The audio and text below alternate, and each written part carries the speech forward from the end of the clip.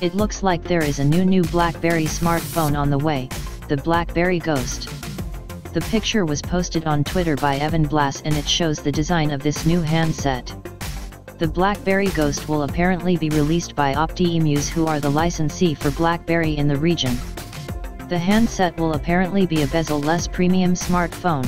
Exactly what specifications it will come with are not known as yet. As soon as we get some new details about this new BlackBerry smartphone for India, including some specifications for the handset and a release date, we will let you guys know.